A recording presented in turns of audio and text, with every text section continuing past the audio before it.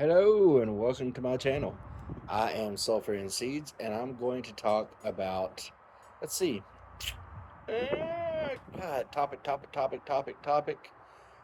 Probably about enlightenment. All right, we're going with enlightenment. Okay, many ways to describe enlightenment and what that is in different cultures. Especially when it comes to Buddhism. Buddhism is what everyone kind of thinks about when they hear enlightenment, or they relate it to nirvana and nibbana and all that. A famous quote by Alan Watts that I really like is anyone who claims to be able to lead you down the road to enlightenment is akin to a pickpocketer trying to sell you your own watch.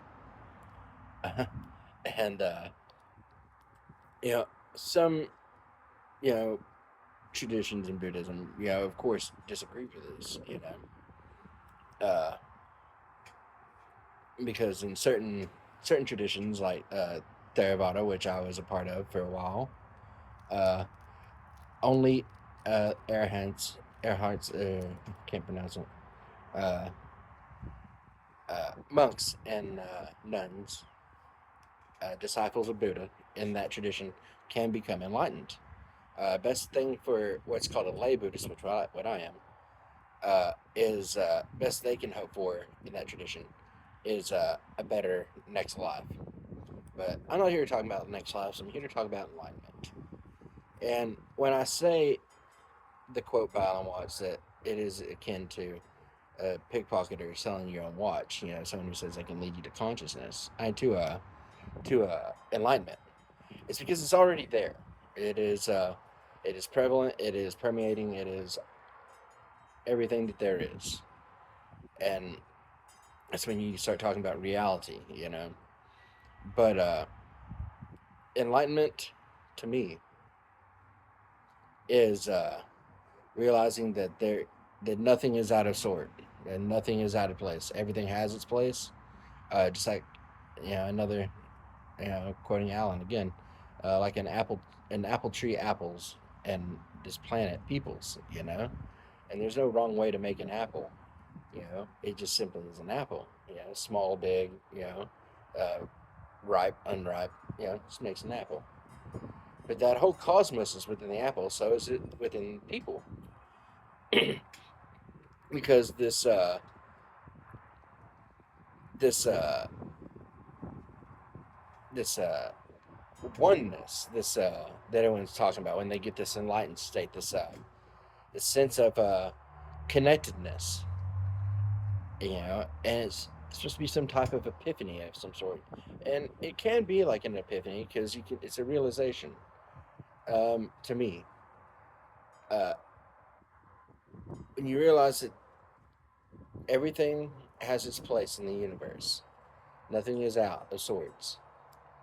You realize that there's really nothing to worry about. There's no reason to fret for tomorrow or to to wallow in depression because just I've done that for years. I still get sad and everything, but it doesn't mean that I have to stay there. And I remind myself all the time that you know I am a spiritual being and I am a, a collective of atoms and all this good stuff and matter, as we call it, that's been created, you know, at the dawn of the universe. Whenever the first star is ejected, uh, their mass into the universe. We are the ejection of stars. We're the same stuff. So when you realize, and my epiphany moment, and I never say that I'm enlightened or that I am an enlightened being, because it sounds pompous. It sounds, whenever you say it in front of other people, whenever you say, yeah, you know, I'm, it's kind of like, you know, it's almost like being in the know, almost, knowing that light implies dark, dark implies light, and that uh, the bees imply the flowers, and without the bees, there would be no flowers. And where there are no flowers, there are no bees. They go together hand in hand. And where there are no pollinators, there are no flowers. And where there is no sun, there is no warmth. Where there is sun, there is warmth. And all these things go together hand in hand, just like the demonstration of the yin yang. Black implies white, white implies black. Uh, these things are inseparable and forever one, and that's the complete essence and spirit of human nature.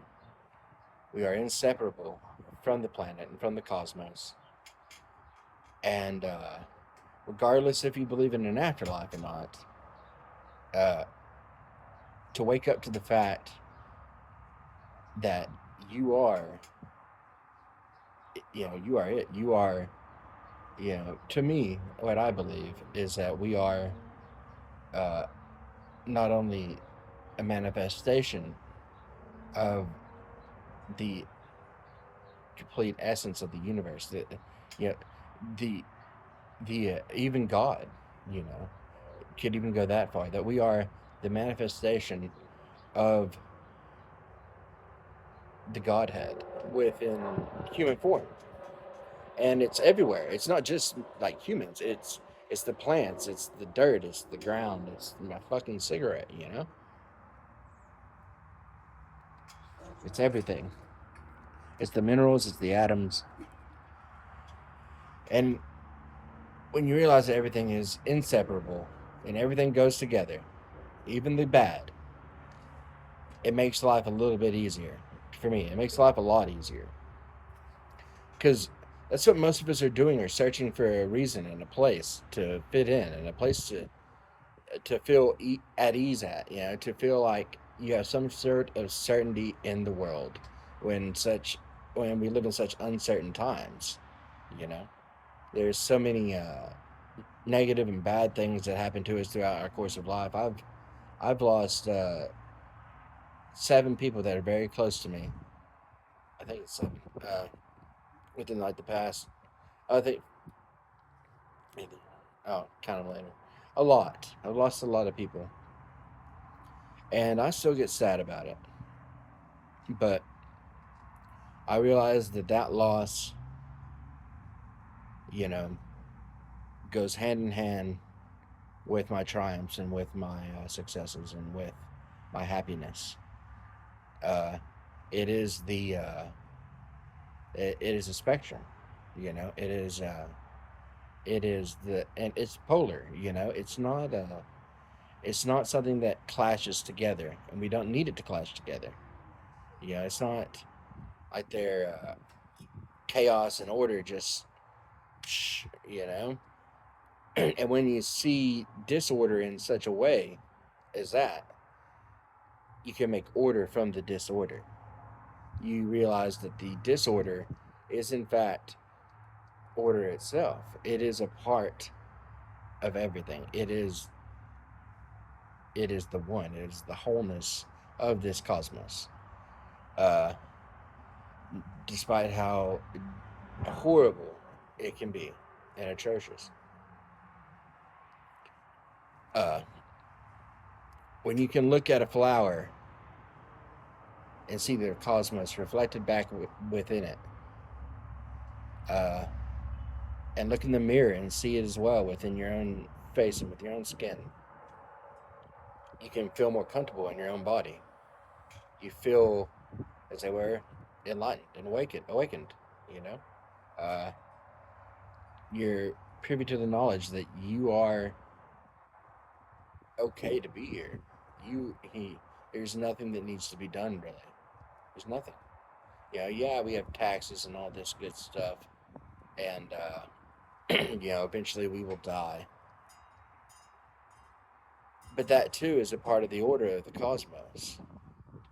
Uh, it is a giant on and off switch. Things come into being, and then they come out of being.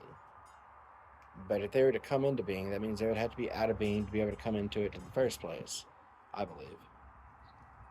And to and of course the material, the body, can is not in it's not able to be separated from the cosmos, even as it degrades and dies and deteriorates in the ground, or what have you. It's the minerals are still there, able to decompose. The whole jazz behind that. But I have to think that consciousness does the same thing, like an on and off switch, because that's the way the universe seems to work. Things come and then they go, then they come back. They reform and coalesce into new things. And consciousness, I believe, is a part of that trigger as well. It is a part of the one. But yeah, that's my take on enlightenment. I hope you enjoyed it. Sulfur and Seeds out.